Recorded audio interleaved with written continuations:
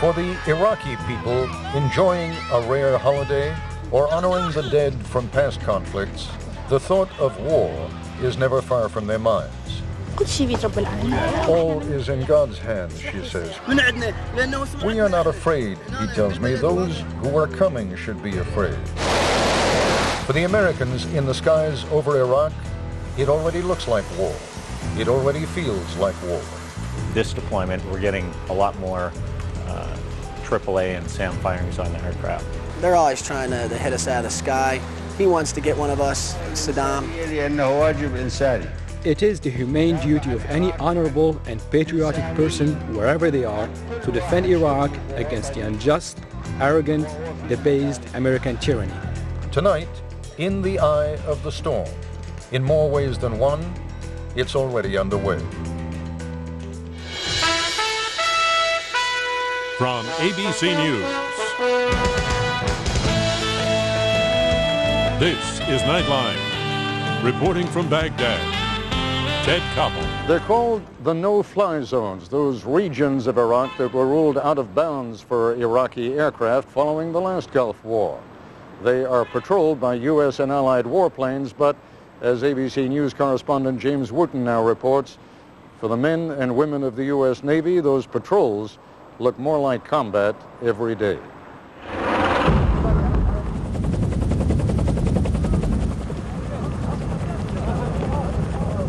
In the years since the demoralized, defeated Iraqis threw in the towel, much has changed for them, for the United States, for the world. But not everything. In fact, some things haven't changed at all. For over 4,000 days and nights, week after week, plane after plane, mission after mission, from a succession of U.S. carriers here in the Persian Gulf, this is the Abraham Lincoln, American pilots and crews have been what? Every day they fly up north and they're often shot at with surface-to-air missiles and anti-aircraft fire, and sometimes they bomb the Iraqis. And it looks like war, and it feels like war, and it smells like war. And if it isn't war, what exactly is it? What's our range? 1520. For us, it's enforcing a no-fly zone, and in accordance with the UN Charter. Captain Kendall Card, the Lincoln's brand new skipper and a veteran aviator who does understand the difference between war and whatever's going on here. And he understands also the edge provided by nearly 12 years of uninterrupted experience in the Gulf. Right, 5 degrees rudder, steady on course 355 degrees aye. We have an advantage if we're asked to go to war with Iraq. We have an advantage in that we're flying over there every day, and we're able to look at the terrain, and we're able to look at potential targets, and we're able to see where the air defense systems are located to some degree, and that, of course, would help us if we, in fact, decided to go in there in full scale. Full scale. The captain's words? They're very happy times for me. Are music to this pilot's ears. This is a dream come true for me. I love doing this. I wouldn't want to really be anywhere else right now. Lieutenant Lucas Kadar, heading for his plane. For the routine, the ritual of pre-launch preparations. How do you handle fear? Should I assume that fear is still a part of your emotional makeup? Once you get in that aircraft, for me, I don't think you relate to it like fear, per se. You know you have a job to do, and it's busy up there once you get in the airplane. It's kind of like if going to your office. Yeah, right. Except in this office, Lieutenant Kadar accelerates from 0 to 150 miles per hour in 1.7 seconds. And then turns toward Iraq, where lately he and his office colleagues are so increasingly unwelcome, it reminds Lieutenant Commander Ken O'Donnell of his combat experience in Operation Desert Storm. He's been around a while. What's surprising is that they're shooting at us almost as much as they were back then as far as AAA and stuff.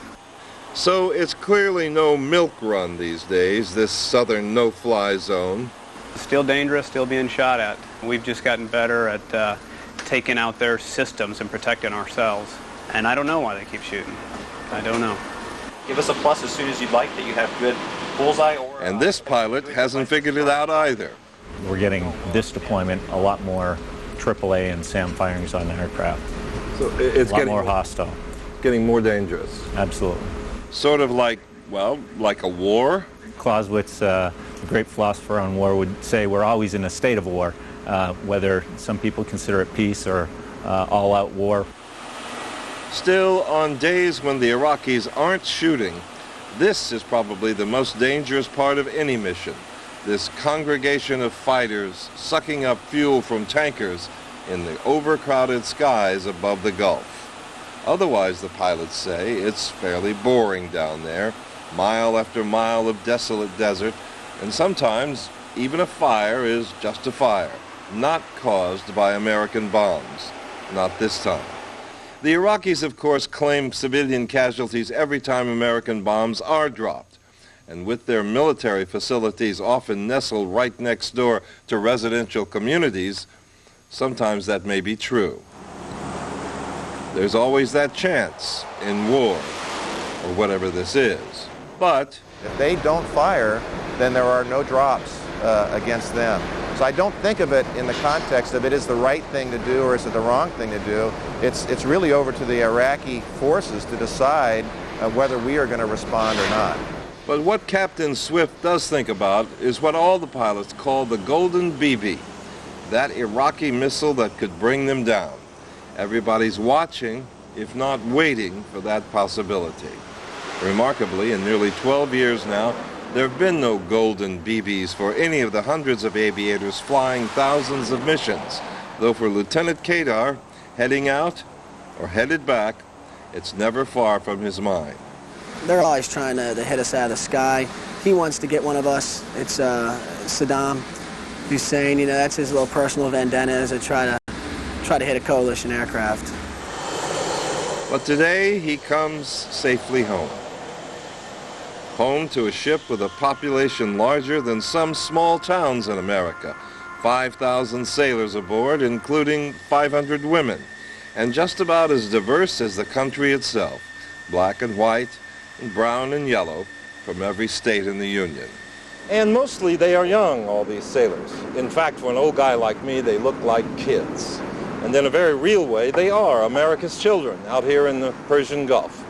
And on a ship like this, a warship stacked stem to stern with warplanes, with pilots and crews highly trained for nothing but war, if war comes, real war, it'll be hard to tell the difference here on the Abraham Lincoln. I'd like to say that it wouldn't be different, that we're operating right now the way we would operate any time under any circumstances.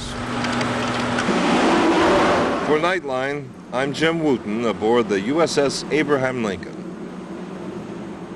Officially, it's just an exercise, but it may turn out to be a major step in preparing for war.